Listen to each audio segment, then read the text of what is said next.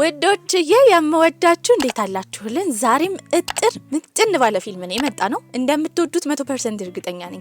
ስለዚህ ላይክ እና ሰብስክራይብ ማድረግ እንዳይረሳ። ይበልጥኛል ለማበረታታት እንደተለመደው ቪዲዮዎቻችንን በቪፒኤን ብቻ ማየት ነው። ወደ ቪዲዮ ፊልማችን ሲጀምር ጂሱን ያሳየናል። የምትሰራው የማስታወቂያ ድርጅት ውስጥ ሲሆን በስራ ባልደረቦቿ በጣም ተወደድ ነበረ። በጣም ሩሩህ፣ ለሰዎች የምታስብ እንዲሁም አለቃቸው በተቆጣቸው ቁጥር ቀድማ የምትደርስላቸው እሷ ነበረች። ይሄ ጸባይዋ ነበረ ድርጅት ውስጥ እጅግ በጣም ታዋቂ እንድትሆን ያደረጋት። ጓደኞቿ የማያውቁት ጸባይዋን ግን በጣም አስመሳይና ሰዎችን በቀላሉ አይምሮአቸውን ተቆጣጥራ የማሳመን ችሎታ እንዳላት ነበረ። ታዲያ ጂሱም እንደተለመደው ቡና ለመጠጣት ወደ ባሬስታው ነበር ሄደችው። ባሬስታውም ጂሆ ይባል ነበረ። ልክ እሷ እንደመጣች ድንብርብሪንና ልጁ አብረው ጊዜ እንዲያሳልፉና እራት እንዲበሉ ዴት እንዲወጡ ነበር የጠየቃት። እሷ ግን ያኔ ሀሳቧ እንደተሳካ ነበር የገመተችው። ሁሉ ጊዜ እዚህ በምትመጣበት ጊዜ በመጀመሪያ ቀን እንዳየችው ስለወደደችው ታዲያ እሱ እንዲወዳት በተደጋጋሚ የተለያዩ ምልክቶችን እያሳየችው ነበረ። ከቀናት በኋላ ዛሬ ላይ ደርሰው እሱ አብረን እናሳልፍ የሚባል ጥያቄ ያነሳላታል። ታዲያ እሷም እንዳላወቀ ነገሮች ግራ እንዳጋቧት በመናገር ነገር ግን አብረው ጊዜ እንዲያሳልፉ ፍቃደኛ እንደሆነች ነበር የነገረችው። ሌላኛው ኢላማዋ ደግሞ የድርጅቷ ዋና አስተዳደር ቴዮ ነበረ። ታዲያ ቴዮ በጣም ኮስታራ፣ ስራው ላይ ማተኮር የሚፈልግና ቀልድ የማይወድ አይነት ወንድ ነበረ። በዚህም እሱን ለማጥመድ ያሰበችው ደግሞ ስራዋ ላይ ቀልጣፋ በመሆን ነበረ። ታዲያ አብሯት ካሉ ጓደኞቿ ቀድማ ስብሰባ ላይ ትላልቅ ሀሳቦችና ንግግሮች ታደርግ ጀመረ። በዚህም የተነሳ ቴዮ ተመችታው ነበረ። በዚህም በቀጣይ ቀን እሷ ጋር ይመጣና አብረው ራት እንዲበሉ ይጠይቃታል። እሷም በደስታ እሺ ትላለች። ይሄን ሁሉ የምታደርገው ግን የራሷ ፍቅረኛ እያላት ነበረ። በዚህም ነገሮቹ ስብስብ እንዳይሆኑባት በማሰብ ፍቅረኛዋን ለማግኘት ትቀጥሯለች። በደስታ ከሷ ጋር ጊዜ ማሳለፍ ቢሞክርም ልክ እንደተቀመጠ የነገረችው መለየት እንዳለባቸው ነበረ። ነገር ግን ሳትደብቅ የወደደችው ሌላ ወንድ እንዳለ ትነግሯለች። በዚህ ነገር እሱን በጣም ተናዶ ነበረ። ቴዮም አብረው ጊዜ እናሳልፍ ስላላትም የሄደችው ወደ ባር ነበረ። እዛም ከጠጡና የሚወዱትና የሚጠሉትን ካወሩ በኋላ በሚወጡበት ጊዜ ቴዮ የተረዳው ከሷ ጋር የሚያመሳስለው ብዙ ነገር እንዳለ ነበረ። ለስብሰባ በተቀመጡበት ጊዜ ራሱ እሷ በምታደርገው ነገር እያያት ፈገግ ይል ነበረ። ይህንን ያዩ የስራ ባልደረቦቹ ደግሞ በጣም ተገርመው ነበረ። ምክንያቱም የማይስቅ አይነት አለቃቸው ነበረ። በዚህም መስሪያ ቤት ውስጥ ትልቅ ወሬ ይነሳ ጀመረ። የሚወራው ስለሷና ስላለቃዋ ቢሆንም ምንም አልመሰላትም። በዛ ሰዓት እሷ ስታተኩር የነበረው ስልኳ ላይ ነበረ። በስልኳ ደግሞ ሜሴጅ ስትጻጻፍ የነበረው ባሬስታው ጂሆ ጋር ነበረ። ታዲያ ከሱ ጋር በሚያወሩበት ጊዜ በፍቅር ልቡን ቅልጥ ስላደረገችው ከጓደኞቹ ጋር የነበረውን መዝናናት ዝግጅት ትቶ እሷን ለማግኘት ወደ መስሪያ ቤቱ ነበር የወጣው። በወጣችበት ጊዜ በር ላይ ስታገኘው ደስ ብሏት ነበረ። ታዲያ ቀርባም እያናገረችው ታሽኮረምመው ሁላ ነበረ። ልጁ ገና ተማሪ ነበረ። ሊመረቅም ትንሽ ጊዜዎች ነበር የቀሩት። ታዲያ እሷ በእድሜ ስለምትበልጠው ግን ስታሽኮረምመው ቶሎ የሚደነግጥ አይነት ወንድ ነበር። ጂሱ ከትምህርት ቤት ጊዜ ጀምሮ ወንዶች ሲጣሉባትና ብዙ ትኩረቶች እሷ ላይ ያለፉ ያደገች አይነት ሴት ነበረች። በዚህም ትምህርት ቤት ውስጥ ያሉ ወንዶች እንዳለ ይወዷት ነበረ። ነገር ግን የልብ ጓደኛ አላት። አይንሁ ይባል ነበረ። እሱ በተቃራኒው በጣም ዝምተኛ አይነት ሰው ነበረ። እስካሁን ድረስ በጣም የሚቀራረቡ ጓደኛሞች ናቸው። እሷም ለሱ ምንም ሚስጥር አትደብቀውም ነበረ። ቁጭ ብላ የትኛውን ወንድ ልምረጥ ብላ የምታማርጠው እሱን ሁላ ነበረ። እሱ ግን በጣም ይወዳታል። ለ10 ዓመታትም እየወደዳት ዝም ብሎ አብሯት ነበረ። ጓደኝነታቸውን ፍቅሩን በመግለጽ አማካኝነት ሊያጣ አይፈልግም ነበረ። ታዲያ ምረጥ ከተባለው ወንዶች ውስጥ ግን መምረጥ አልፈለገም ነበር። እሷም ያኔ ታኮርፏለች። የመረጠችውን ወንድ እንደማትነግረው እየነገረችው ነበረ። ታዲያ ቴሆና እሷን በጣም እየተቀራረቡ ነው። ፍቅራቸውን ባይገላለጹም ግን አንዳቸው ለአንዳቸው ብዙ ነገር ያደርጉ ነበረ። መስሪያ ቤት ውስጥ ፕሬዘንት እያደረገች ነው። እንደ ድንገት ግን የምታወራውን ነገር ትሳሳታለች። ያኔ ለሷ ለመደገፍ የቆመላት ቴዮ ነበረ። በዚህም ሰራተኞቹ ተገርመዋል። ስብሰባውም እንዳበቃ ከተናገረ በኋላ ሰራተኞቹ ከዛ ይወጣሉ። በወጡበትም ጊዜ ለሷ ብሎ ስለቆመላት በጣም ደስ ብሏት ታቅፈዋለች። ተቃቅፈውን በነበረበት ጊዜ አንድ ተቀጣሪ ወደ ውስጥ ነበር የገባው። ሁለቱም ይደነግጣሉ። አብሶ ቴዮ ከመደንገጡ የተነሳ እየተቆጣት እንደነበረ እያስመሰለ ነበረ። በዚህም የተነሳ ተሳስቶ የገባው ልጅ ራሱ ከቁጣው የተነሳ አምኖት ነበረ። ከዛ ከወጡም በኋላ ግን ልክ እንደ ፍቅረኛሞች ጥሩ ጊዜ ያሳልፉ ነበረ። ታዲያ በዚህም መኪና ውስጥ ቁጭ ብላ ሳለ በተደጋጋሚ ጂሆ መልእክት እየላከላት ነበረ። ይህንን ያስተዋለው ቴዮ የተሳሳተ ስልክ እንደሆነ ነበር የተናገረችው። ወደ ቤት ልሂድ ብላ ከመኪናው ልትወርድ ስትል ግን ያስቆማታል። በዚህም ይስማታል። ነገሮች በተቀጣጠሉ ቁጥር ግን ወደ እሷ አፓርተማ መግባት እንደሚፈልግ ቢጠይቃትም እሷ ግን ሌላ ቀን እንደሚገባ አሁን እንዳይገባ ነግራው ወደ ቤት እንዲሄድ ትነግረዋለች።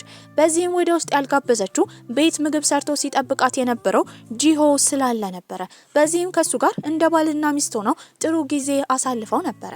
በስልክም ከጓደኛዋ ጋር እያወራች ነው። ጓደኛዋም ስትመክራት የነበረው ሁለት ወንዶችን በተመሳሳይ ሰዓት አብራ መሆኗ በጣም ከባድ ችግር እንደማያመጣባት እየነገረቻት ነው። ምንም ችግር የለውም ባክሽ፣ ቴዮ እኮ ትልቅ ሰው ነው፣ ጂሁ ደግሞ ገና ተማሪ ነው። ሁለቱን የሚያገናኛቸው አንድ የሚያደርጋቸው ነገር የለም።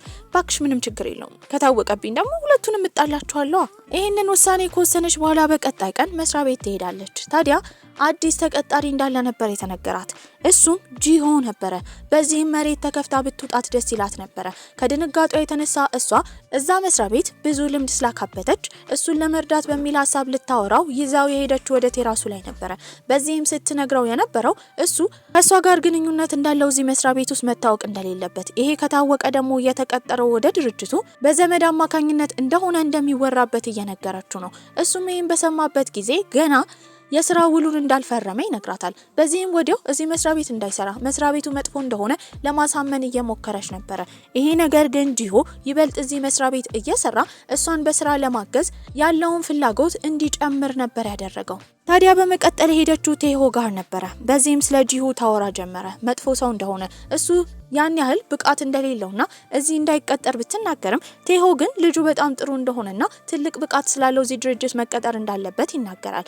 ምን ማድረግ እንዳለባት ግራ ገብቷትም የልብ ጓደኛዋ ሃይንሁን በምታወራበት ጊዜ የስራዋ ቅጣት ይሄ እንደሆነ ታዲያ ቀድማ ከወንዶቹ ጋር መለየት እንዳለባት እየነገራት ነበረ። ሃያኑም እስካሁን እንደሚወዳት ያልተናገረበት ምክንያት እሷ በወንዶች ልብ መጫወት ስለምትወድ ነበረ። ሁለቱንም አልጣላቸውም። አሁን እነሱን ያገናኛቸው ፕሮጀክቱ ነው። ፕሮጀክቱ የሚቆየው ለ2 ወር ነው። እሱ ካበቃ በኋላ ደግሞ እኮ አይገናኙም። መስሪያ ቤትን በምታያቸው ጊዜ ግን ሁለቱ በጣም እየተቀራረቡ ነው።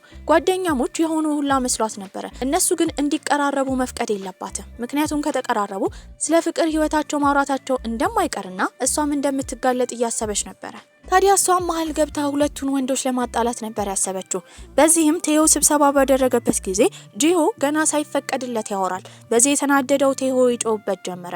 የጮህበትን ምክንያት ቀድማ እሷ ቴዮን ከስብሰባው በፊት አግኝታው ጂሁ ራስ ወዳድ እንደሆነ ስለተናገረች ነበረ።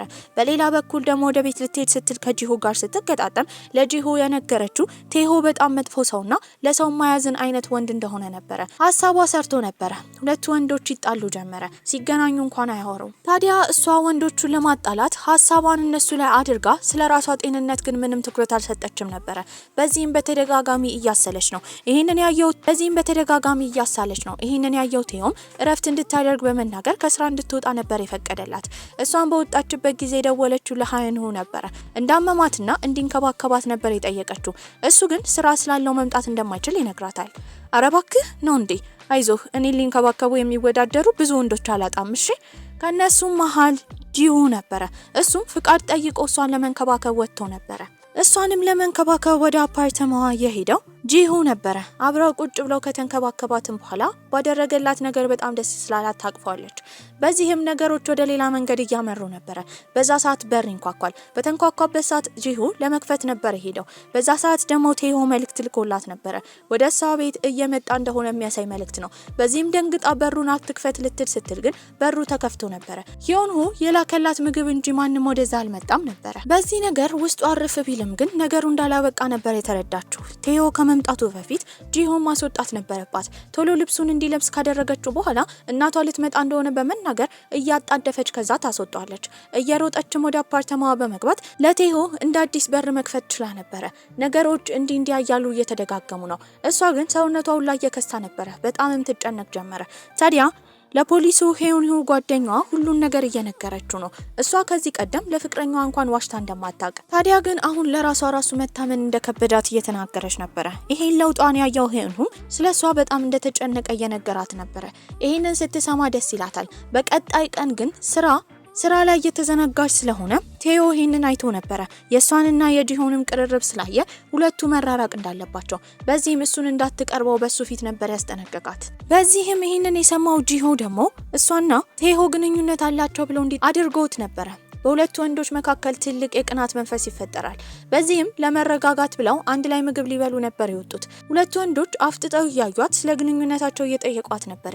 ያኔ በጣም ትጨነቃለች። እስከዛሬ የደበቀችውን ነገር ለመናገር ተገዳ ነበረ።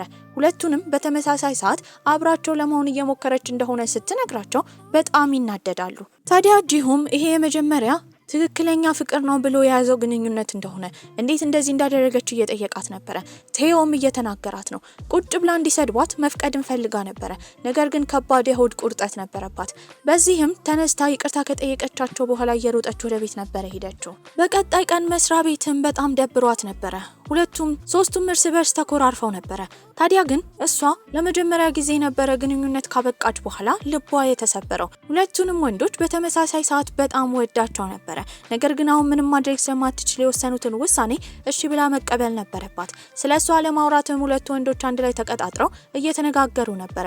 እሷም በሌላ በኩል ሂዮንሁን ቀጥራው እንደከፋትና እንዳዘነች በመጠጥ ግፊት እየተናገረች ነው። እንዳዘነች ያየው ሂዮንሁም እንደ ስጦታ ሁልጊዜ አብረው የሚያነቡትን የቀልድ መጽሐፍ ሰጥቷት ነበረ። ያ ነገር ግን ካለችበት ነገር ሊያረሳሳት አልቻለም። በዛ ሰዓት የደወለላት ጂሆ ነበረ። በዚህም በእርግጠኝነት ደግመን አንገናኝ ሊላት እንደሆነ በማሰብ ወደ ቦታው ትሄዳለች። ያኔ ሁለቱ ወንዶች አንድ ላይ እየጠበቋት ነበረ። ለመለያየት እንዳልጠሯት ነበር የነገሯት። ለሁለት ወር ያክል እድል እንደሚሰጧት፣ ሁለቱንም በተመሳሳይ ሁኔታ አብራቸው ጊዜ ማሳለፍ እንደምትችል፣ ነገር ግን ከሁለት ወር በኋላ ውሳኔዋን መናገር እንዳለባት ነበር የነገሯት። ሃየንሁም እዛው ጥላው የሄደችበት ቦታ ቁጭ ብሎ እየጠበቃት ነበረ። ሲደውልላት ስልክ አታነሳም። በቀጣይ ቀን ደግሞ ሁለቱ ወንዶች እሷን የራሳቸው ለማድረግ አንዱ ወደ መስሪያ ቤት ሲሸኛት፣ አንዱ የምትጠጣው ቡና ሲያመጣላት፣ መስሪያ ቤት ሲገናኙ ፈገግ ብለው እያዩት እሷን በጣም ጥሩ ስሜት ላይ ነበረች። ተመልሼ እመጣለሁ ብላ ጥላው የሄደችውን ሃዮኑን ነበር ያስታወሰችው። በዚህም ወዲያው ስብሰባ ላይ ብትሆንም ለሱ መልእክት ትልክለታለች። ማታ መጥቶ ከመስሪያ ቤት እንዲወስዳት ነበር የጠየቀችው። ታዲያ እሱም ይሄን ካነበበው በኋላ ወዲያው ነበር የተስማማው። ሁልጊዜ ከሱ ጋር ቀጠሮ ከያዘች በኋላ ሌሎች ወንዶች ለማግኘት ቀጠሮውን ብትሰርዘውም ነገር ግን በጣም ስለሚወዳት ምንም ይሄ የራስ ወዳድነት ምልክቷን እምቢ ማለት አይፈልግም ነበረ። እሺ ብሎ ሊያገኛት አመሻሽ ላይ ይሄዳል። እሱም ይሄንን ባየበት ጊዜ ከወንዶቹ ጋር እየሳቀች እየተላፋች ነበረ። ልቡን ለመጠበቅ ራሱን ከሷ ማራቅ እንዳለበት ነበር ያሰበው። ከሷ ጋር ሲገናኝም ጓደኝነታቸውን ማብቃት እንደሚፈልግ ነበር የነገራት። እሷም ልታዋየው ብዙ ነገር ፈልጋ ነበረ። ነገር ግን ሊሰማት አልፈለገም። ቤትም ሆና በጣም አዝና በስልክ ስታወራው እንደማይፈልጋት ሲነግራት ይበልጥ ልቧ ይሰበራል። አዝና በነበረበት ሰዓትም ሁለት ወንዶች ሊያጽናኗት መጥተው ነበረ። አብረው ሆረር ፊልም እያዩ ጌም እየተጫወቱ ጥሩ ጊዜ አሳልፈው ነበረ። በተኛችበት ጊዜ ሁለቱ ወንዶች አጠገቧ ቢሆኑም ስታስብ የነበረው ሃዮንሁን ነበረ። ከሃዮንሁ ጋርም ቁጭ ብላ መጽሐፍ የምታነብ በት ቦታ ጂሆን ይዛው ትሄዳለች። ነገር ግን ከሱ ጋር መጽሐፍ ማንበብ ደስ ሊላት አልቻለም። በዚህም የተረዳችው ማንም ቢሆን ሃዮንሁን መተካት እንደማይችል ነበረ። ታዲያ ተኝታ በነበረበት ጊዜ አንድ ህልም ታያለች። እሷ ጂሶና ቴዮ ተያይዘው በሚሄዱበት ጊዜ በጣም ደስተኛ እንደነበረች፣ ፊትለፊቷ ግን ሃዮንሁን ከሌላ ሴት ጋር ስታየው ሁለቱን ወንዶች ትታ እየሮጠች ወደሱ ስትሄድ ነበረ። ከእንቅልፏም በንዴት ነበር የነቃችው። በዚህም የተረዳችው የምትወደው ሃዮንሁን እንደሆነ ነበረ። ቢጃማን ሳትቀይር ስኒከር ጫማዋን አድርጋ እየሮጠች እሱ አፓርትማ ነበር ሄደችው። ልክ በሩን እንደከፈተውም ሲያያት በጣም ደንግጦ ነበረ። ይባስ ያስደነገጠው ነገር ግን ስትስማው ነበረ። ከሳመችው በኋላ ግን እሱ ወደ ራሱ ሳይመለስ ጥላው ትሄዳለች። እሷን መተው ስላልፈለገ ግን እየሮጠ ነበር የተከተላት። በዚህም ከተከተላት በኋላ እጇን ጎትቶ ምን ማድረግ እንደፈለገች ለምን እንደሳመችው ይጠይቃታል።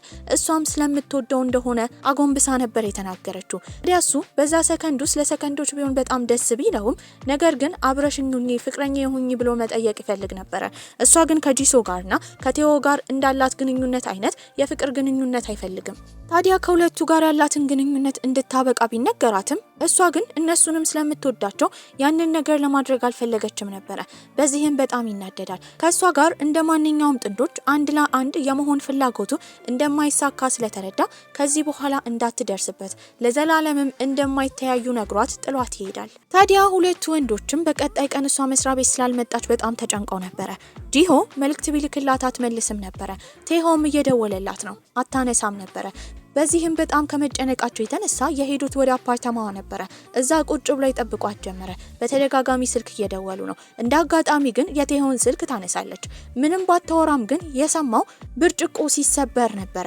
ወዲያው እሷም ስልኩን ትዘጓለች። እሱም የሆነ ነገር እንደተፈጠረባት ነበር ያሰበው። ታዲያ ወንዶቹም እሷን ለመፈለግ ያሰቡት ሁሌ ወደምታዘወትርበት የመጠጥ ስፍራ ነበረ። እሷም እዛ በጣም አዝና ቁጭ ብላ ነበረ።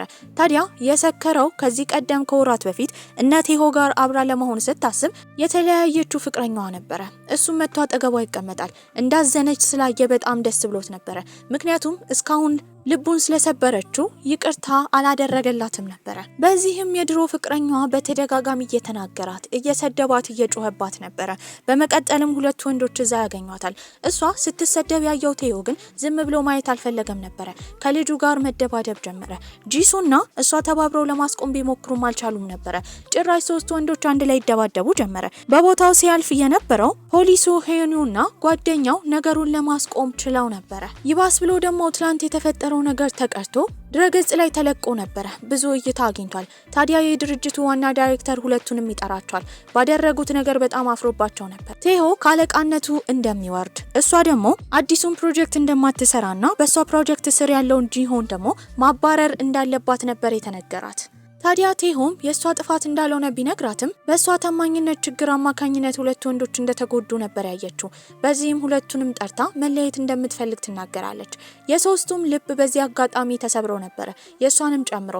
ነገር ግን እነሱ መተዋ ወደ ጥሩ መንገድ እንደሚመራቸው እርግጠኛ ነበረች። በመቀጠል የሄደችው የድርጅቱ ዳይሬክተር ጋር ነበረ። እሱንም እየለመነችው ቴሆ ወደ አለቃነቱ እንዲመለስ፣ ጂሆም ወደ ፕሮጀክቱ እንዲመለስ እየጠየቀች ነበረ። ብዙ ከለመነችው በኋላ ሰውየው ይስማማል። ታዲያ ሶስቱም አንድ ላይ ስራ መስራት ጀምረው ነበረ። አዲሱ ፕሮጀክት ላይ በብቃት ጥሩ ስራ እየሰራች ነበር። ፕሮጀክቱን በተሳካ ሁኔታ ስላበቃ እሷን በመጨረሻ ነገሮች ስለተስተካከሉ የመልቀቂያ ደብዳቤ ለድርጅቱ ታስገባለች። ታዲያ ብዙ ወራትም ያልፋሉ። አሁን አዲስ ስራ ጀምራ ነበረ። ከስራውና ከስኬቷ ባሻገር ግን ደስተኛ የሚያደርጋት አሁን ከሂዮኒሆ ጋር ፍቅረኛ ነበረች። ታዲያ እሱ በቀላሉ ይረዳት ነበረ። ለሱ ስትል ማንነቷንም ምንዋንም መዋሸትና መደበቅ አልነበረባትም። ጓደኞቻቸው ፊት እንደ አዲስ ፍቅረኛሞች ነበር የሚሆኑት። አንዳንዴ ደግሞ እሷ ቤት ጥሩ ጊዜ ያሳልፉ ነበረ። ታዲያ ግንኙነታቸው በፍቅርና በመተሳሰብ የተሞላ ቢሆንም ግን እሷም ምንም ቢሆን ከሂዮኒሆ ውጪ መኖር ባትችልም እሱን ብቻ ብትወደውም አሁንም ግን ሌሎች ወንዶች ጋር የመሄድ ፍላጎት ነበረባት። በዚህም እሱ የወሰነው ነገር ራሷን ለማሻሻል እስክትሞክር ድረስ ከመራቅ ይልቅ እሷ አጠገብ መሆንን ነበረ። በዚህ አስተላለቅም ፊልማችን እዚህ ላይ አብቅቷል። ደህና ቆዩልኝ።